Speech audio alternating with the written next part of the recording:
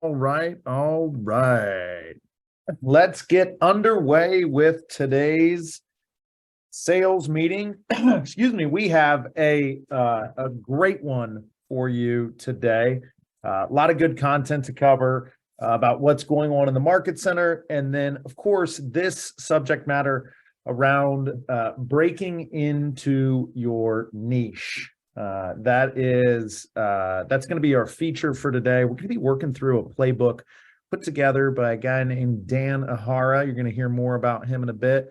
But this is really important. We're going to talk about why it's so important in a market like the one we have now. But before we dive in to that, let's start, as we start every week, with a little conversation around the belief system of Keller Williams.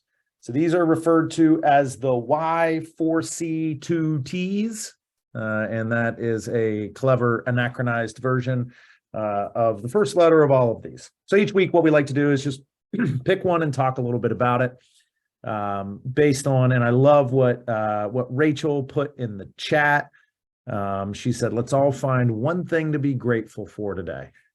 It's not going to be the weather. I don't think many people are choosing that this morning, but I mentioned that I'm just incredibly grateful to be in business with so many amazing people, from our agents to our staff and our leadership team, our ownership group, our ALC. The people I get to spend my days with make me feel really good, really, really good. And so the one I'm going to pick out of a hat here to talk about today is teamwork. Together, everyone achieves more. That's a fun little acronym for team. Together, everyone achieves more. And I think in a market like this one, where listings are tight, the deals are tighter, they're hyper competitive, it is easy to look at every other agent and everyone around you as competition, or as the enemy, or as someone you're engaged in battle with. I promise you that you can take that point of view and probably have some success. It's unlikely that view alone would keep you from doing deals or getting things across the finish line.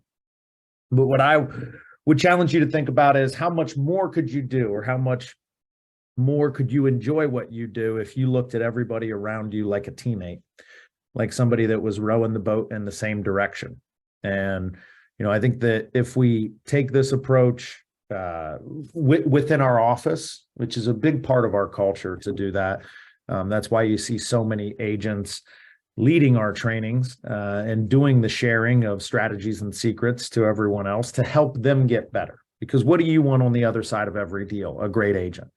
So we do that as Keller Williams, Greater Metropolitan. I'm going to talk a little bit about how we do that as Keller Williams.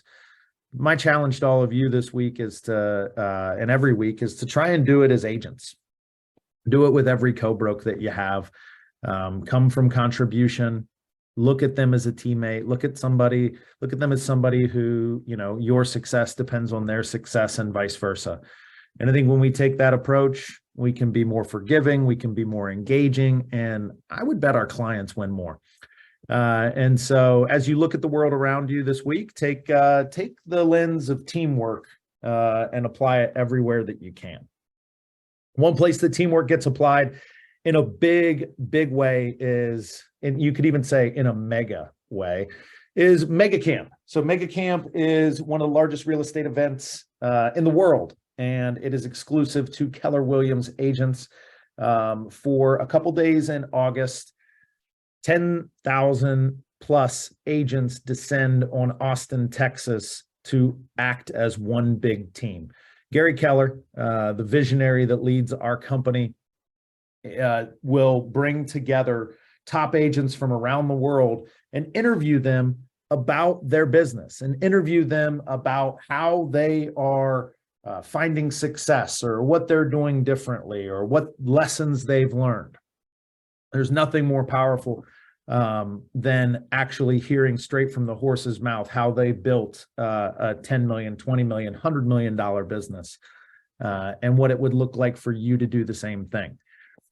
The subject matter that we're going to go through today breaking into your niche is based on a playbook that was put together following an interview that Gary did with Dan Ahara, an agent who has carved out a fantastic niche and has built a really amazing business around it. So if you are interested in learning more about Mega Camp, please check out all the information that's available, or reach out to me or any member of the leadership team. We always have 10 or 12 agents headed down. So if you go, you won't be going alone. You won't be going with strangers. And I promise you that you will make a lot of friends. This is a great opportunity to earn referrals or build referral partners around the country. Because let's be honest, there's a lot of people looking to get to Northeast Ohio. And why shouldn't you get in the mix about helping them? And then there's also a tremendous amount of learning that takes place here as well. Oh, and probably a little bit of fun, I would imagine. All right. Speaking of fun, we always have fun whenever we have the opportunity to talk to people about the opportunities that a career in real estate provides, specifically with Keller Williams Greater Metropolitan. And if you know someone who is maybe going through a career transition, who is getting fed up with having to do the rat race and the grind, and is looking for opportunities to exploit what's available in terms of freedom, flexibility, and financial gain through the real estate industry or through Keller Williams Greater Metropolitan, please send them to Eddie Donnelly and get them plugged into one of our career nights. You can see the Eventbrite link there for them to set themselves up. Our in-person career nights are just that. They're in person. And then we're hosting a Zoom exclusive one. So you can see that on the Wednesday, the 21st. We will be having a Zoom only for anybody who can't make it to the office. And then on the 26th, the following Monday, we will be hosting a career night in Rocky River. So who do you know who should be in that room with Eddie? All right, let's dive into some upcoming training. This isn't training, but more celebration. We still love it, though. It is the Capper Happy Hour. So if you capped anytime between January of 2022 and June 21st of this month, June 22nd of this month, join us for a happy hour at All Saints Public Ale House. It's the same place we've done it for the last couple of years. It's a fantastic venue. It is a ton of fun. We have a fantastic turnout. If you haven't RSVP'd already, please do. Either do so via the calendar invite or just email Carrie Mitchell and let her know that you will be attending. A really, really awesome event. I hope everyone will mark their calendars for this. It is on the training calendar. Location is TBD right now because we're finding an opportunity or looking for an opportunity to do this inside of a home. Allison Benoit is a very successful agent in our office who had a previous career as a very successful sales rep for home builders. And a lot of what she leverages to engage and tap into and cultivate and really pull out the motivation of her clients, she learned through the sales training available to her while she was working in new construction. And so Allison will be working through the art of selling, right? When you're taking a client through a home, or you're following up or debriefing with a client after they have walked through a potential property, it is not just, hey, what did you think, right? We are going to dive into how to articulate features and benefits that align with the motivation or intent to buy or sell for the client. We're going to talk about how to tap in and elicit emotion in the process. And do it in a repeatable and scalable way, and do it in a way that you will be trained up and very confident in your ability to sell. And so Allison will be bringing that to the table on the 28th of this month. So location TBD here. We will finalize that in the next week or so. And then finally, a little bit of fun here with book club. So if you are if you are taking a break from the personal development and business books and you want to read some great book, this is what has been picked for June. I, believe it or not, have not read this one. I might, though. You might see me there. It's an interesting title. It comes highly recommended. Who doesn't love a good, quirky whodunit? But please, if you've read it, read it, or if you want to read it, and join us for a fun time in the River office on June 30th. And then the real estate event of the summer. This is what our target for 2023 is to have the real estate event of the summer, a can't miss event. We are bringing together 7 market centers throughout Northeast Ohio and filling panels with top agents from our marketplace to ensure that we are providing a really big, engaging experience to all of our agents. This is an event that when we host as Keller Williams Greater Metropolitan, we see about 150 to 175 agents attend. Guys, we're 5 weeks out from this event right now. We've already sold over 50 tickets. And we're just building momentum. We haven't even announced who's on the panels yet. This is going to be a big event. It's going to be a great event. We have great partnership from all of our sponsors that are allowing us to scale. We have top agents that I guarantee you've never heard from before.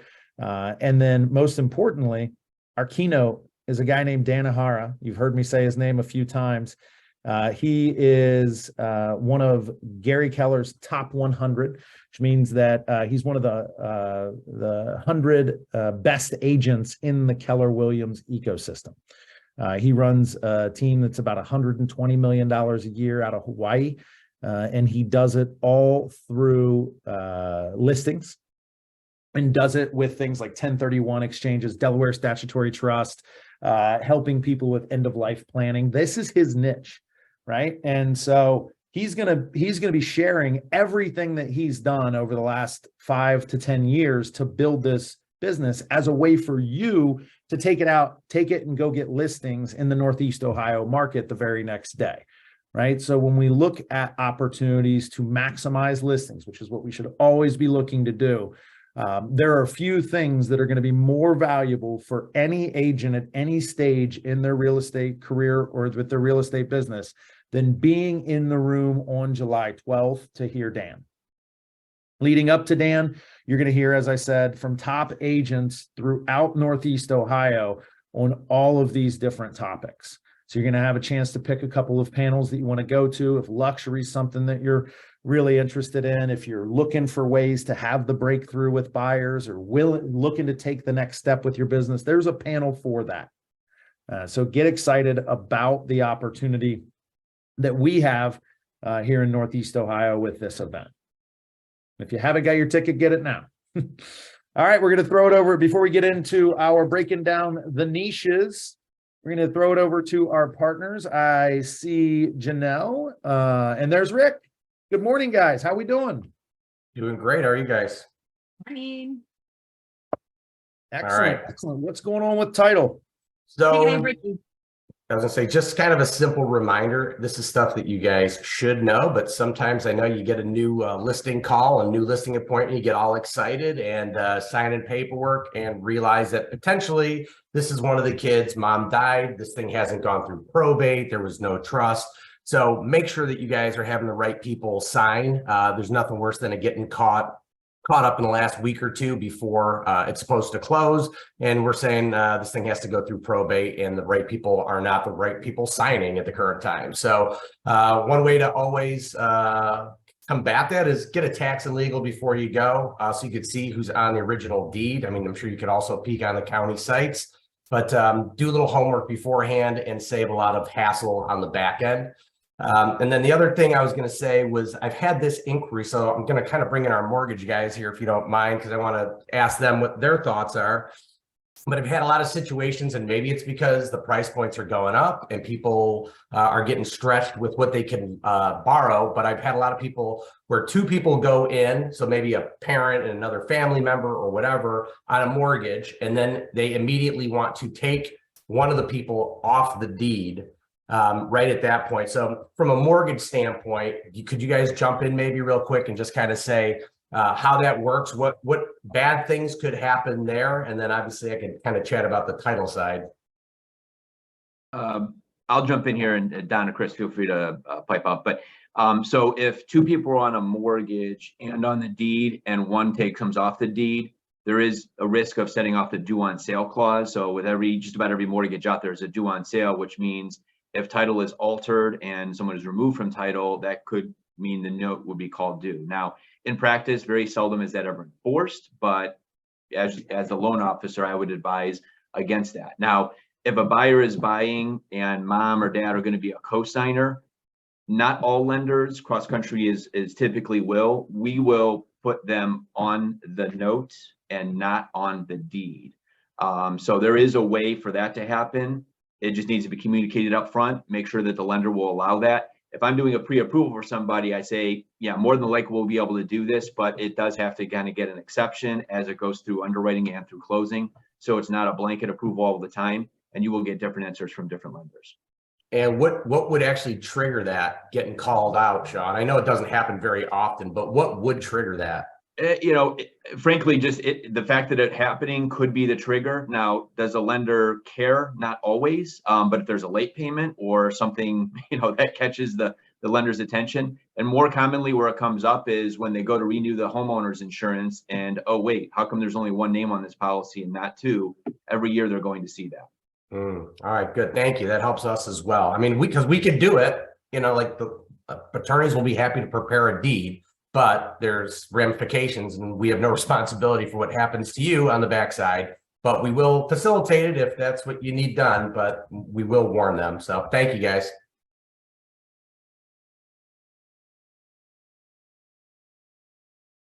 Mike, I have real quick, guys. I've talked to a lot of new agents in the brokerage. Don't ever hesitate to reach out to Rick or I to really kind of walk you through the process. Not like you have to be experts in title and escrow, but even the process of what happens when we receive the deal. More and more questions are coming from buyers and sellers. I think they're getting a little bit more educated. So why not add that level of knowledge to your plate? So Rick and my phone numbers are right there. Even if you're a tenured agent and you have questions on title and escrow, please use us. We are an extension of your team and really only a phone call away. Love that. Thank you so much. And yeah, I can't stress enough how valuable it is to just get on the phone with Janelle or Rick, get a quick breakdown, be able to translate to that to your client. 9 times out of 10, it is uncertainty that drives erratic behavior or decision making for our clients. And so if we are able to always tell them, hey, listen, there's going to be a left turn up here in 500 feet or 1,000 feet. They're going to feel much comfortable making that turn than if we tell them in 2 days they're going to make that turn. If that makes sense. All right, let's kick it back over to mortgage. Man, double time. I'm taking your rent up, Hadley. 2 times in the same meeting. What's going on in your world, sir? Go right ahead, Mike. I'll just start charging you for your coffee. But so three different announcements. One, inflation. That's the big one today. This date's been circled on our calendar as it is every month. 3 big announcements each month.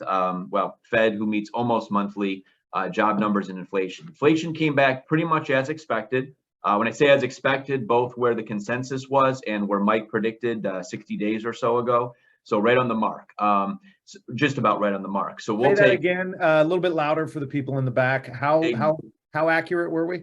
Exact to where the Rapaski guarantee, I forgot the nickname we gave it, but it was right on the nose. So this, I consider this kind of winded our backs. Anything going against expectations or worse, of course, would scatter interest rates likely in the wrong direction. The Federal Reserve Board meets tomorrow. More than likely, and Don and Chris, feel free. I vote for likely a pause tomorrow. You guys seeing the same thing? And then revisiting it in July. Now, obviously, we don't know what's going to happen, so there could be a switch there, but that's the expectation right now. The other one, just to chat about, talked to a buyer about a month ago. I got a voicemail from a buyer. Missed their call by 21 minutes, and when I called them back, they already got pre-approved for somebody else. So shame on me for being in a meeting, missed the opportunity. 3 weeks later, they call back and aren't happy with what they were told. They qualified for a $350,000 house. They wanted to buy at $500,000. So we keep talking and talking. The credit inquiry. Finally, they get over the credit inquiry. We have them pre-approved for $500,000. During that conversation, the original conversation, they said, well, this other lender has me capped out at a 36 debt to income ratio. Is that normal? I said, yes, that's normal if this were 1995. So with affordability and current kind of standards, debt ratios go to 45 and sometimes 50. And we were able to get this buyer into a totally different class of home. So don't just think of second opinions when it comes to rates and cost, but with true qualifications and what we can offer. Don?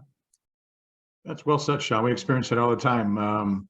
The lender's only going to qualify somebody for so much, and we dive a little bit deeper in using their money in other ways that we said numerous times in the past. Let's look to use the money that's going to get you the biggest bang for your buck. And if it's paying off debt to help you qualify for more, then that's what we can do to get you into the house you want. It's probably a similar situation there. Like you said, we can go up to 50 on debt to income sometimes with good credit. When I say good credit, you're probably talking 720 plus. Get under 700, it's a little harder to stretch those debt to income ratios without assets. So we look at a big picture, not just not immediate numbers in front of us. Chris? I'm going to throw anyone that wants to nerd out on the CPI charts, just something I personally enjoy. I'm going to throw the PDF in the chat if I can. If not, I'll get the link to it so that if anyone wants to take a look. Fun to see these things line up exactly the way they were predicted. It's very fun. So. Yeah, surprised I didn't see Mike just bolt over across the building to see. But, I'm gonna have a hard time paying attention for the rest of this after it goes in the chat. I have to see if I can read and talk at the same time. All right. Thank you guys. And everyone keep your peepers peeled for everything related to CPI and grab this doc that Chris is going to throw in the chat. It'll be really helpful in explaining to your clients where things are headed or what our expectations could be. All right, over to America's Preferred Home Warranty. Gina not with us today, but we do have Mr. Matt McQuarrie, and many of you might remember him. He used to be our guy, and then, moved on up, and now he's like everyone's boss's boss, right? No, unfortunately, that's not the case. But I am stepping in for Gina, a little pinch hitting. She currently is having surgery. We're prayerful that this will be the last step. It's happening right now. And she's got good, I've gotten good feedback from her hubby now. So if you could, please say a prayer for her today and her fam. Speaking of saying prayers, your clients need it, guys. What I'll say is that homeowners right now are experiencing a tough time after they close. I just did a little quick analysis, you guys, and 87% of your clients in 2023 have filed a claim in the first 3 months after having our warranty. Now, I'm not really great at arithmetic. Sean would know that from my years in lending. But guys, that's a big number. And we're currently getting about 7 in the first quarter, because when we track it, we're getting less than 20% of your overall business. And I certainly understand market conditions. I get it, guys. But that just means projections are, if 90% of the clients who have our warranty are filing a claim immediately, what's happening to those who aren't? I'd love to sit down and have a conversation with you. We'll certainly talk about it later on down the road about how to present it so your clients have a really good shot at getting a good start in their home. So I have to say, I appreciate all your guys' business. If you have questions, I will sit around in the chat, and appreciate you all that you guys do. Thank you so much, Matt. And gang, please, if you're like, hey, I don't really know how a home warranty works, or hey, I really need I've never sold one because my clients always just blow right past it. 10 minutes, 5 minutes on the phone with Matt can be really impactful, really impactful with respect to your ability to articulate exactly what's happening, right? The home warranties maybe feel no different than, homeowners insurance or health insurance. It's like, you probably know that they should have it, but you don't understand how it works. Well, take advantage of the opportunity to understand how it works, because Matt and his team at America's Preferred Home Warranty, also every time a home warranty is sold, they are in a RESPA compliant way able to compensate you as the agent for that effort. So if you don't know anything about home warranties, if you're looking for opportunities to maximize your earnings on every deal, talk to Matt, talk to Gina, talk to anybody at the amazing squad for America's Preferred Home Warranty, and they'll get you taken care of. Thanks, Matt. All right, guys, let's dive into this breaking into your niche, right? If you are in a position, get a pen, get a piece of paper. If you are doing this from your cellular device, feel free to shrink down the screen, open up the Notes app, and take some notes. This is not going to feel very complex, but it is going to require this thing that, you know, me and Matt McQuarrie not very good at, which is thinking. We have to just stop and think for a few minutes about who we are, what we want to do, why we want to do it, and what that means to serve our clients at the highest level. So you are going to be taken through the 5-step playbook that Dan Ahara, your keynote speaker for Summer Masterminds, put together and shared with 10,000 agents last year at MegaCamp. A lot of tie-ins in today's call. So let's go ahead and dive right in. First, you're going to identify your niche, right? Seems almost redundant, but if we take a minute and step back and look at, hey, I've got this business. Who are my clients right now, right? This might be for those agents that are, 2, 3, 4, 5 years in the business. You might say like, hey, who have I sold homes to? What are the similarities? Right? You could do intersectional similarities. You could do similarities based on profession or based on location. All of these welcome niches, right? Maybe if you're a new agent, or maybe you have no pattern inside of your past clients, look at who makes up your database. So I want to pause there because we want to make these as actionable as possible. So if you don't have a database, you can't proceed to step 2, right? We need to be building our database on a daily basis, right? Should call it the daily base.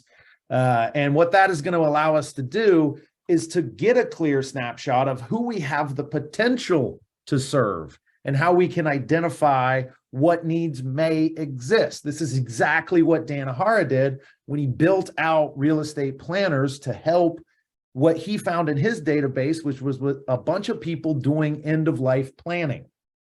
Well, once he realized that 50% of his database had all of their equity tied up in their largest asset, which was their home, which had appreciated to a considerable extent, he started working on how he could serve that group of people to unlock that equity and do business. For you, it might be a certain group of clients, hey, I have a bunch of renter. Everybody in my database is a renter. Cool. First-time home buyers could be your people, right? Maybe you are, maybe you find that you've got a bunch of people starting families, right? Or at an age where they could, but newlyweds, married folks. Maybe you could go on like, what are the things that the people in my database like? They could be people you know from school. They could be in your fraternity or sorority. They could be in your church. They could be past colleagues. They could be the people in your neighborhood, right? That in and of itself is a niche. We just always call them farms in real estate, right? And then they could be people that you serve with as a volunteer. But if we don't have a database, we cannot identify our niche. We can't find the overlaps and the gaps in who our clients or who our potential or future clients are. Step 1, have a database. Step 2, take a step back, or part of it is 2 or 1A or 1B rather, take a look at who actually is in that database and what are their needs. Second thing is tie it to your why.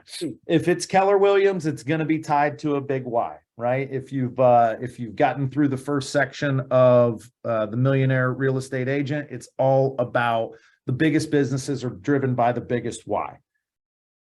And I think that for a lot of us, we're like, yes, my why is my family, or it's that I want to live this type of life, or I want to have this experience or give this experience. When it comes to really owning a niche business, it's so important and so powerful to weave the why into the client, right? Like, why are you so passionate for first-time home buyers? Why is it so important for you? Why do you get excited about serving new families, right? Why is it so important, might be so important to help people with end of life planning or moving, unlocking equity and being able to age in place in a more appropriate home, right? If there's something in your life or something in your database that you get really excited about, right? And with regards to, hey, listen, like, I saw this happen in my community, in my family, to me, and I want to solve that problem for others. This is where a niche goes from tags in your database to what gets you out of bed in the morning, right? And this is a huge opportunity because it will show up every single day in every single way for every single potential client. And this is where we really start to elevate the opportunity for service in those communities. So step 3, cultivate community around your niche, right? So there's a lot of ways to do this. So just think, first step back and think, how are we going to initially engage these target clients? For a lot of folks, it's going to be, hey, I'm going to let them know that they're in a community of people or they have a need that they may not be aware of, that I can help with, right? We see first-time home buyer seminars, first-time home seller seminars, real estate planning seminars, real estate investing meetups, right? So you got meetings, events, you cultivate with email, text, phone communication. You're going to see how that even goes into some one-on-ones, and then, start sharing your value proposition with them and make sure they understand, right? Do not be afraid to belabor the point around what it is that they need and how you provide it, right? Explaining to a renter that they're a first-time home buyer may seem redundant, but preaching to the choir is the only way to get them to sing, right? The idea that this person has a need, right? I would argue that 90% of any solution is effectively identifying the problem. And so if we are not first being problem identifiers, we can't be problem solvers, right? So really letting people know how and who we serve is important. When it comes to doing things with certain subsets of our database that might be our churches, volunteer groups, our PTA, maybe our Greek letter organizations if we're in a fraternity or sorority, we can start tying our value proposition to things that are relevant there, right? Every fraternity and sorority has a few values. How does your value proposition line up with the values of that institution? From a PTA standpoint, maybe there's pre-existing events that need sponsors or need someone to run them. I cannot stress enough that if you want to build a business out of a community that you already belong to, church, volunteer group, PTA, Greek letter organization, kids sports, whatever it is, I cannot stress this enough. Take a leadership role. Take a leadership role whenever and wherever you can, because you will be seen as a person who can help, right? And then when we identify those needs inside of the community, we're the first person that people think of, right? There's the old adage that the more people that think about you when they think about real estate, the bigger your business gets. I would go a step further, and the more people that think about you when they have a problem that they need to solve, the bigger your opportunities in life get, right? And so if we are taking leadership roles in our communities, in our churches, in our families, we're putting ourselves in a position to be the person that helps people when they have a need.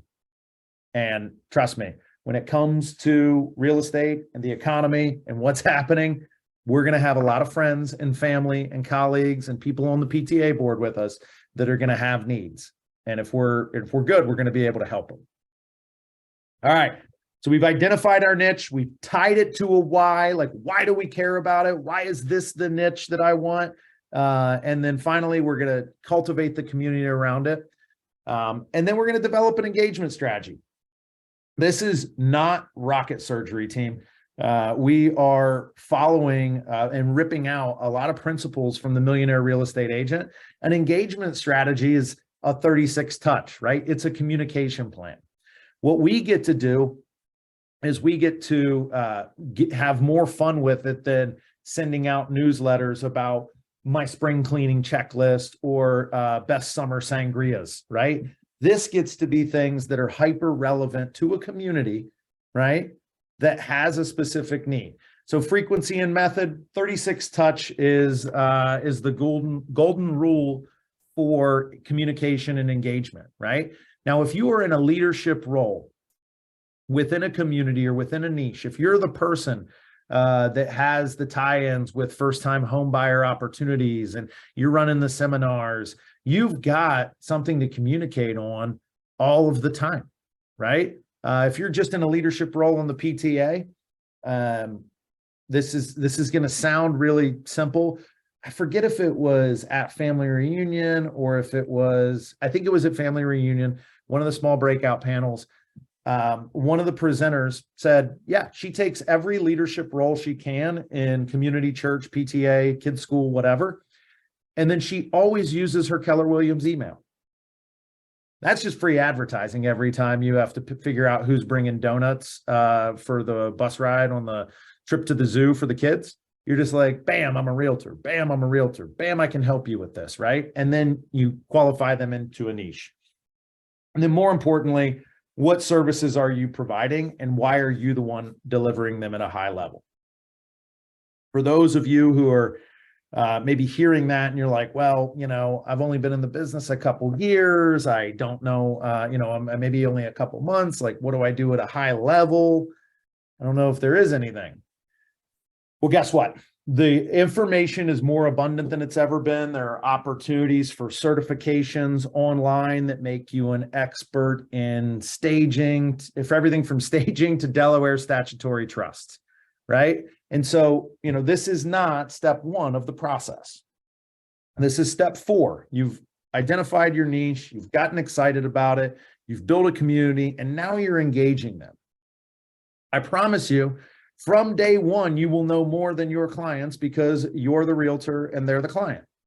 And then every time you learn something about the niche, hey, there's this first-time home buyer tax credit. Hey, there's this opportunity in a way to structure your trust. Hey, there's this opportunity when you think about investing, you can invest through your independent retirement account, right? And protect it from a tax standpoint. You're going to just turn around and teach your client. That's the educational content. You know, hold those events, right? The meetups, the seminars, the educational sessions, the networking opportunities. And then the most coveted thing in all sales related opportunities is the one-on-one, the face-to-face, right? The highest value activity that you can do is get face-to-face and one-on-one with a potential buyer or seller. And so that is what all of this is driving towards. You just are captivating them in your web all the way along. Okay, so you've done that. You've picked your niche. You've gotten excited about it. You've tapped into a big why related to that niche. You've cultivated a community around it. I'm going to go back to the cultivated community piece. You can also hijack communities. If somebody else has already built one and there's not a realtor involved, or, you know, there's not the realtor involved isn't taking advantage of it, please hijack those communities. Don't feel like you have to build them yourself. Develop that engagement strategy, guys. That's just a 36 touch. Please grab a copy of The Millionaire Real Estate Agent.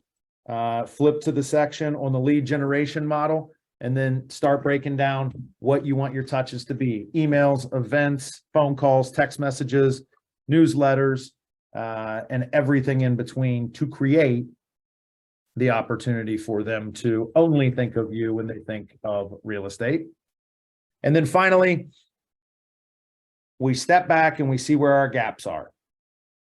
So what are you missing? Is it like, hey, I've got really strong mastery. Like, I feel like, 90% of my clients were first-time home buyers. I just don't have the lead generation funnel built around first-time home buyers, right? Or maybe it's sellers, or maybe it's families, or maybe it's divorces, or whatever it is, whatever your niche is, go back up the funnel and say, okay, this is my community. How do I find people outside of it and bring it to them? Where else are people in this niche living that I can go meet them and pull them into my community that I'm building? Or maybe you got lead generation's going well, but you're not getting the domino effect, right? So referrals and reviews, right? And how you're spinning the flywheel around the conversation of your niche, right? How are you prompting your clients to find people that look and act and talk like themselves that they can put you in relationship with, that can build your community? And then finally, how do you amplify this? Can't stress enough, Millionaire Real Estate Agent says, the model is prospecting based and marketing enhanced. That's why you see lead generation, prospecting, referrals, prospecting come before marketing, which is an opportunity to enhance all of the work that you are doing. So you can download this playbook here inside, and this is fantastic. It's a one-pager. You can turn it into a checklist. You can fill out right next to it and say, do I have everything that I need in step 1 to move to step 2, right? And I want to stress, if you don't have a database, you can't have a niche.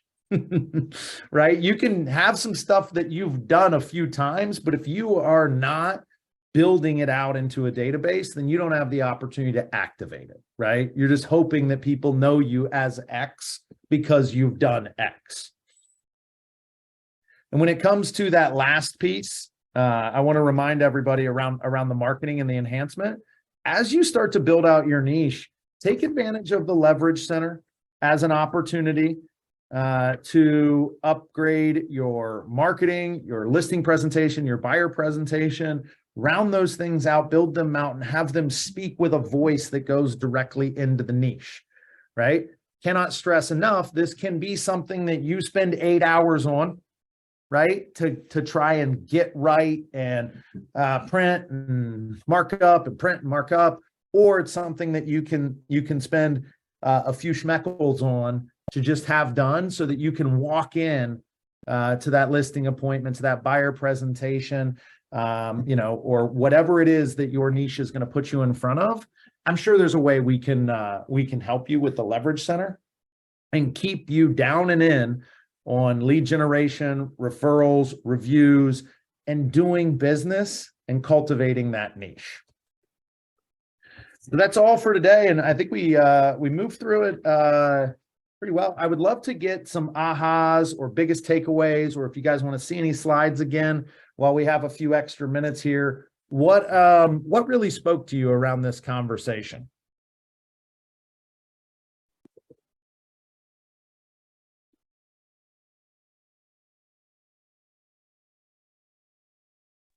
For me, is looking into my database.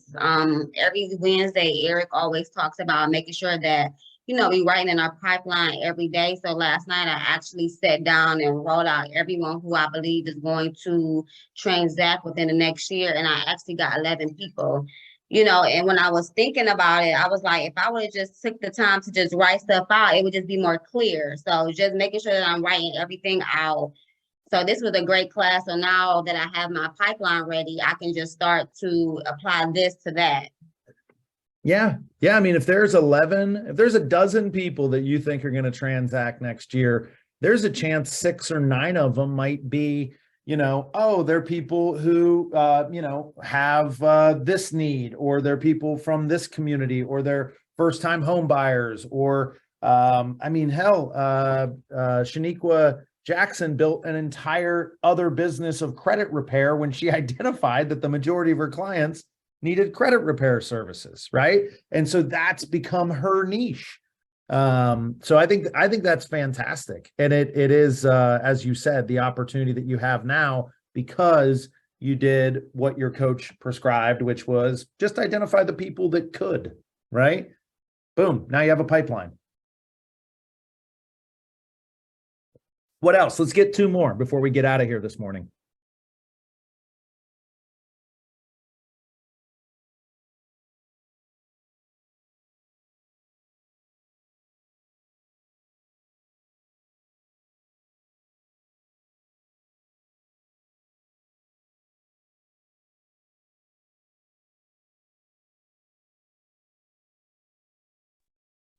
Yeah, the taking leadership role part of it, because I am, excuse me, I am involved in church, and that just let me know something else that I can be thinking about. You know, of course, you're always thinking about networking in any setting, but to do think specifically about, you know, the people in my church gave me something else to think about. Yeah, thank you for sharing that. I think that, you know, a lot of times, and many times, like it feels, well, how's this? Would you rather have somebody call you and ask you to help them buy or sell their house? Or would you rather call them and have, you know, and feel uncomfortable and awkward and then I'll maybe just catch them at the perfect time if they want to buy or sell a house? Would you rather receive the lead or have to go dig the lead out of the dirt? Yeah, most definitely receive it. That's right. That's right. And so, you know, especially when we're looking at our communities that we already exist in, sometimes we have a really hard time talking about real estate or being the real estate person because we don't want to feel salesy, right? And I can't stress enough, you know, it's not that you, you know, you get up on the pulpit and start talking about interest rates. That is not how you leverage your position in the community.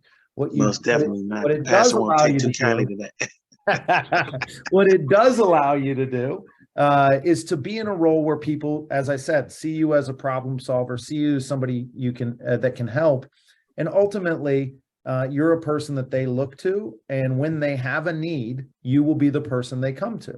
Additionally, you can take anything that any relationships that you build inside of church or inside of the volunteer group or inside of whatever it is that is putting you in a networked environment, and then you can take them outside of that and be a realtor for realtor's sake, right? And when you're a deacon, and you're just there to do that job. You know, outside of that, you can still have the same community exist in 2 places and serve it in 2 different ways. But ultimately, what that helps with, what taking a leadership role really supports is when somebody needs something, you will be one of the first people, if not the first person that they think of. Thanks, Mike. Yeah, no, thank you. Thank you for sharing that. Hey, All right, Mike, yeah. one quick thing too off what he just said. You guys came off the wealth mastermind up in Michigan a while back, and the greatest hedge against inflation, guys, is investing in real estate. So you guys, many people would love to hear about what you know, because you can be you can assuage some of their fears about what's happening with their 401k and, you know, the equities and stuff like that. You guys are a huge amount of knowledge that can be valuable to them if presented properly. Yeah, that's I don't know if it's Eric Akbar or Scott Phillips or Andrew Ginter that always says if real estate's in the news, it's not a bad thing, right? Because your clients are hearing about it, and there's nothing more intoxicating for people outside of an industry to feel like they have a window into it, right? So they know they get a little bit from CNBC. And then if they get more from you, and it feels like you're giving them, you know, hot takes and insider information, right? And all you're doing is, you know, resharing awesome charts and graphs from Chris Bullock, all the better for it, right? Because then you become a source of information on what is an interesting subject matter for them. All right, one more aha for the morning. How you doing, Mike? This Ramondo. I got one. I like when you referred to the Millionaire Real Estate Agent book, that section where you're talking about lead generation and so forth. And the reason that I like that too is I actually just started reading that book like a week ago. Yeah. And how are you finding it? I like it. I like it. It's very interesting.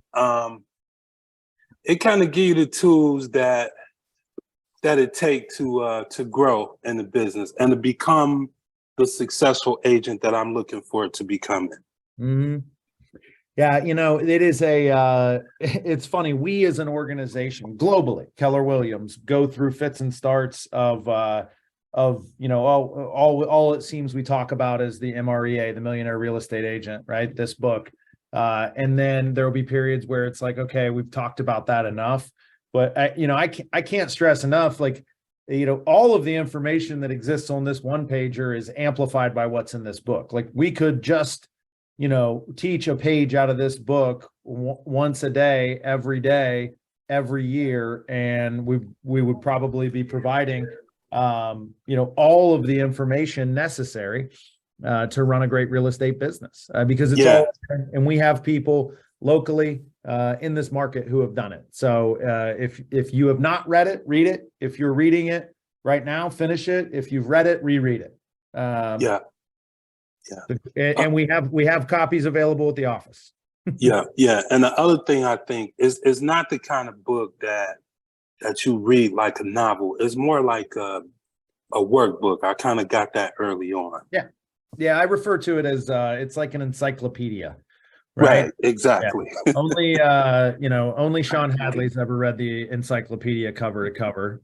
Don Jarecki read the dictionary cover to cover, but most people don't engage with content that way.